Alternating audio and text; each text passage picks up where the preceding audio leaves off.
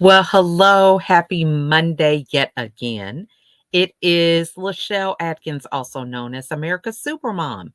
I am excited to be here today. We are going to be talking about new opportunities. Now, for many of us, we are in this whirlwind of life happening in real time. So many things are changing with this global pandemic, virtual changes versus being live and in person. Do we wear a mask? Not wear a mask. 6 feet apart, only so many people in attendance. I mean, the list goes on and on.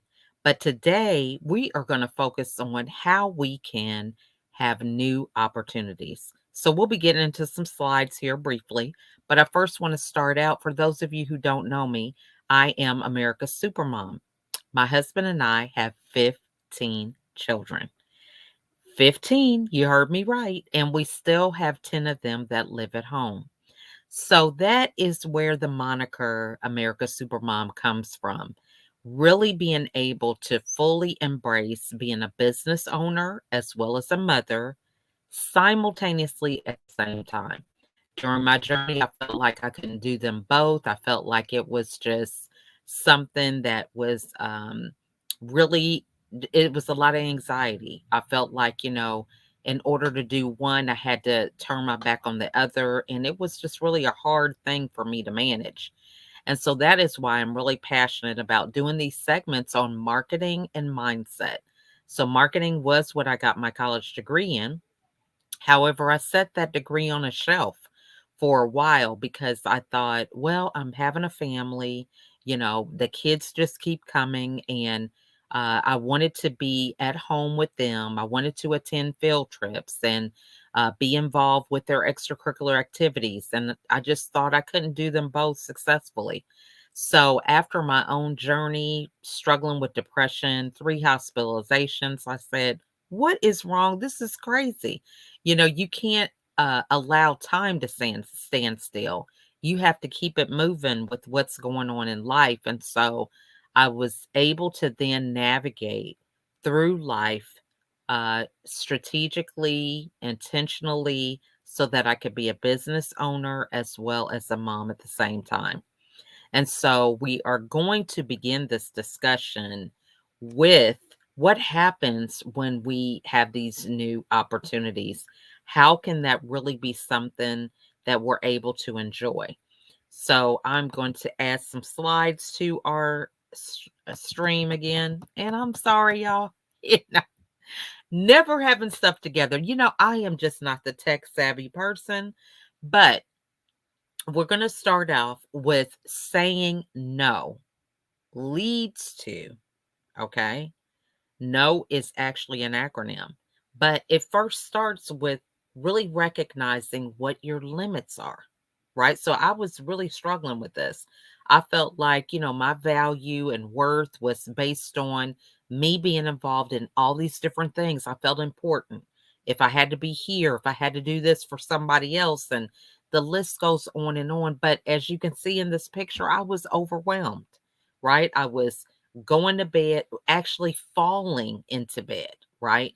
If I did, sometimes I was falling asleep in the chair, had my clothes on, had glasses on, crook in my neck, right? Never having a good night's sleep because I was so busy trying to be all things to all people. So, the first thing that we do with our superpower, right? Because this is usually these segments, I'm talking about how we can empower ourselves, is to say no, right? Simply analyzing, am I going to be able to do this effectively to the best of my ability?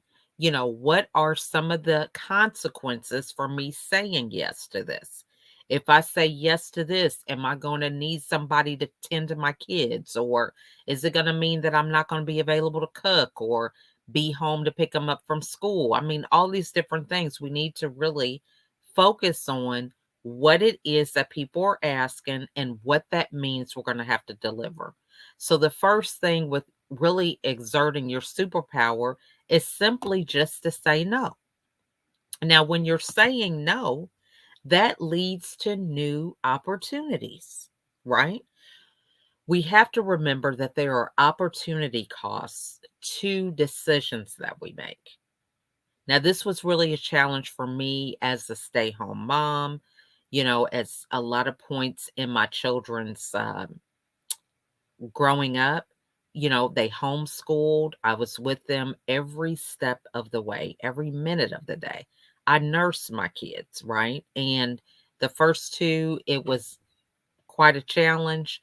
I think each of them, one was 7 days, the other one was like 10 days. And then from that point on, after the third one, I was able to nurse them full term till like 12 months old. And with doing that, I realized that if you are doing some parenting things, for example, we're using this as an example. So if I am at home with my kids, they're home from school, and I'm giving them a snack and kind of getting them into their routine when they get home, there's no way that I could be present at work, right? Now, even if you're working from home, there is a moment. If that's kind of hard for you to kind of understand because you're thinking, well, they can come in, they can do it themselves. Well, imagine if you're at work, you can't be at your computer if you've got to go to the restroom, right? So we cannot be in two places at the same time. So sometimes things get a little blended and cloudy if we work from home, if our kids are at school from home. As we start bringing everything home, the lines get blurred. However, the end outcome is not any different. If I am at home, regardless, I'm sure I would have a designated area that I would be working in. I physically couldn't be in that workspace and be in the car taking my kids somewhere. Okay. You can't be in both places at the same time. Now, I get that we have mobility with our mobile phones. You can get on Zoom and all that kind of stuff. But this is really the first problem with the ability or the inability to say no. Really not understanding that it is your intention and it is your focus on what really matters in order for you to be successful. So if you're focusing and you're being attentive and intentional, that means only one thing at a time. It's not multitasking. It's not trying to be on Zoom while you're taking your kids to the park, right? If your kids are at the park and they're young enough to where they need supervision, you can't watch them if you're on a Zoom talking to somebody else. So we want to be mindful of understanding that there are boundaries that need to be set up and we can say no. And when we say no, because we close the door on that one option, it opens the door to something else. And so this is how new opportunities are formed. Now, so when we have those new opportunities, we want to really decide what is right for us. Okay. We want to really begin to understand, okay, I have 5 hours in my day. I need to do 3 hours with coaching or whatever. So that leaves me 2 hours. With those 2 hours, what am I going to do with my time in terms of my business, personal, or whatever else that we have going on?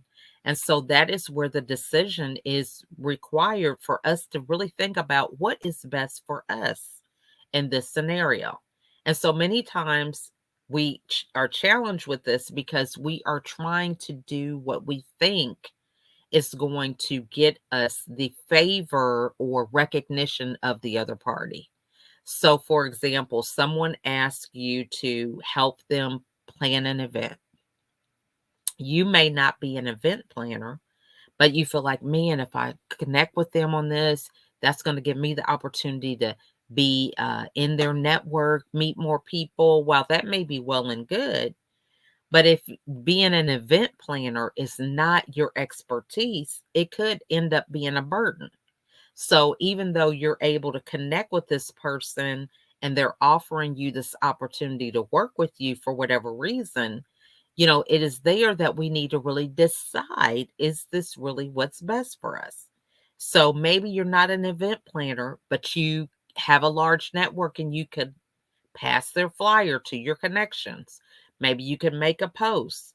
Maybe you could send out an email invite. Okay. So we can think about what is best for us and choose how we're going to move forward with that opportunity. It's here that we really need to discern what is really good for us, what is good for the other person, or whatever that looks like, so that it is win-win for all of us. So as we're doing this, we're finding people that we can collaborate with, right? Collaborators are people that are willing to bring their best to the table as well as you bringing your best to the table. When we're collaborating, we both have an invested interest in the outcome that we're working towards. So let's take an event, for example. Maybe you are connecting with a fashion designer. So the fashion designer is bringing the clothing, it's going to be a fashion show. And maybe you are bringing the people that are going to be the spectators. Maybe you are helping with food if you're going to have food and you're going to have someone cater it and you know some people in your network, or maybe you can do the photography. Maybe somebody else is going to do video. So you want to think about what is the experience that you want to acquire or create, and how is it going to look like for you to get there, right? What are you going to do? What are you going to need other people to do so that this collaboration can be successful for all parties? Okay. The next thing is being open to learning new things. So if I am a fashion designer, I might want to explore how can I have fashion implemented in the metaverse. I'm just using that for example, because we can know about fashion when it comes to everyday, what we are able to see on video in real life. But have we ever explored what fashion it's going to look like in the metaverse, right? So we have to be in a position to think about what is the pulse of our industry. Where are we headed? What are some things that I need to be mindful of so that I can be successful and relevant at all times, right? So we can think about some of these famous singers. Let's think about Michael Jackson, for example. Now, we know that Michael Jackson is no longer living. However, I have an 8-year-old. She is 8 years old now in 2022. Michael Jackson died quite some time ago. And even if he was still living, he is not even in her age bracket. However, she knows who he is and knows his music. Relevancy, right? Always being in a position of understanding that it is a melting pot of people, whether it's our industry, whether it is our clients or technology, different things, always keeping abreast of how things are changing so that you remain relevant in all that you do. So when we also do this, we want to establish boundaries. All right. So we want to be able to understand, hey, there's a limit to what I can accomplish in a day, right? There's a limit to the amount of energy that I have every day.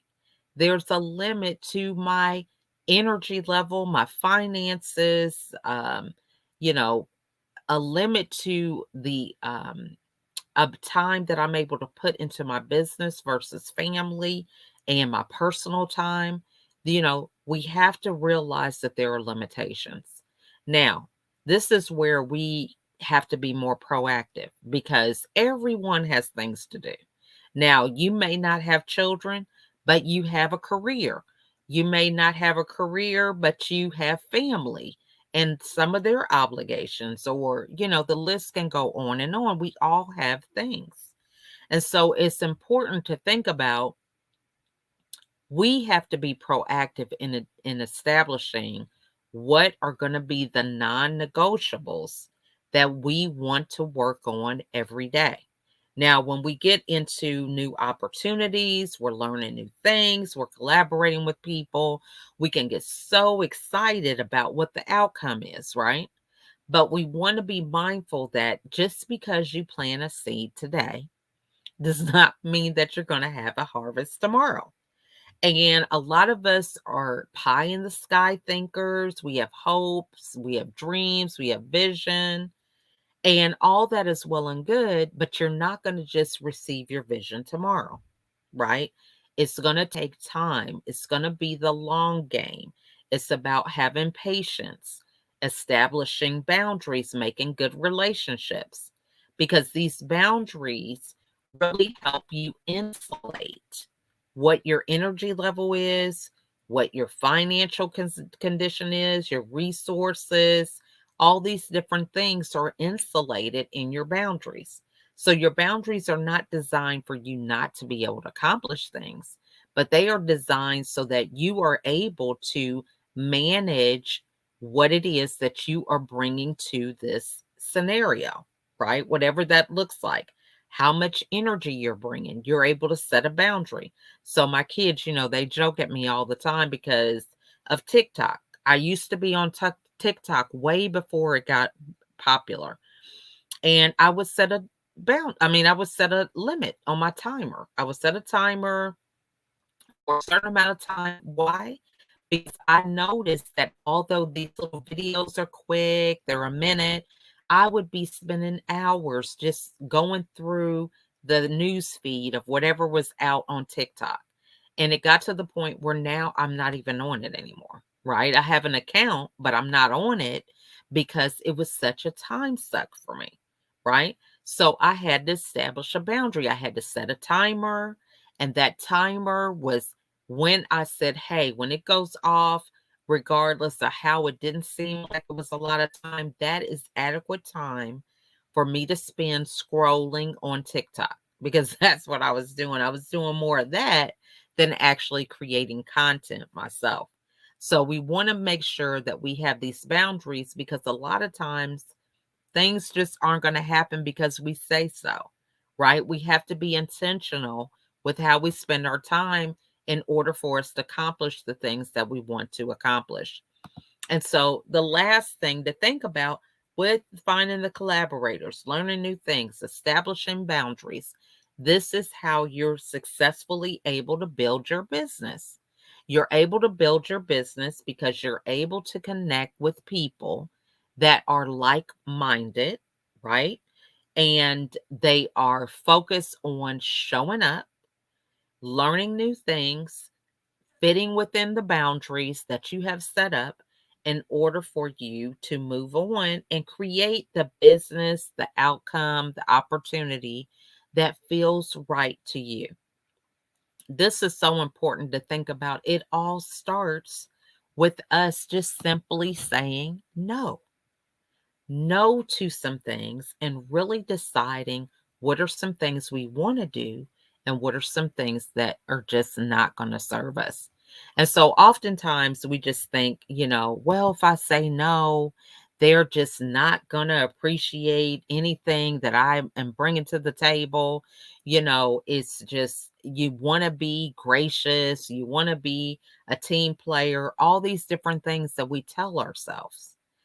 But there are limits to what we're able to do. If you think about your vehicle, right? And I'm not saying that we are only worth a piece of, property, but it's an analogy. You have your vehicle, it has a gas tank. That gas tank has a certain amount that you can put in there. Now you can fill it up as much as you want to, but if you drive around and expel all that gas, right, that is in your gas tank, you're going to have to get some more gas. There's a limit, there's a boundary to how much gas can be in your car at one time, but as you use it, you're going to have to refuel. And so this is the thing to kind of think about from the very beginning is how can I refuel? Or how can I maintain a consistent level of energy so that I could be at my best every day, no matter where I'm at, right? So, this is the thing that we need to be mindful of. And saying no and realizing that you can't do all things, you can't be all things to all people is the first step to really walking in your superpower and having the opportunity to be mindful of receiving some of those new opportunities. So I want to thank you guys so much for joining me today. It is really a great discussion when we're talking about new opportunities. Oftentimes, we feel that no is a bad word. We don't want to offend anybody. We're afraid that we might not get this opportunity again. But I hope that you have been able to see through our discussion that new opportunities are right around the corner when we're able to manage the priorities that we have and the things that we want to accomplish. So if you are interested in having a conversation about this, because priorities change as my kids get older, when they're toddlers, there's certain priorities. They get to middle school, high school, college, everything changes. And so we want to make sure that we remain flexible. But maybe you're having some challenges with some of these new opportunities and you want to connect on a call. I would love to reach out to you and have that conversation. If you have any questions, feel free to put them in the comments. This is really a dialogue. I want to be able to provide you with information that is going to help you to get better. And I'm not going to be able to do that if I don't have any questions or insights or things that I can help you with. As a mother of 10 children at home, right? People are like, man, I would love to ask you this and ask you that. And the questions just keep on coming if I happen to be in front of them. But then when I have platforms, it's like crickets. Nobody has a question. So if you have a question, put it in the comments. I'll be happy to serve you and answer those. But in the meantime, remember, saying no is not the end of the world. It is actually the beginning to new opportunities. So thank you guys so much for joining me today and have a wonderful week. And I will see you next month. That's right. Next month is when I'll be back. So in the meantime, continue to say no when you need to and be abreast of all the new opportunities that are waiting out there for you. And I will see you next time. Bye for now.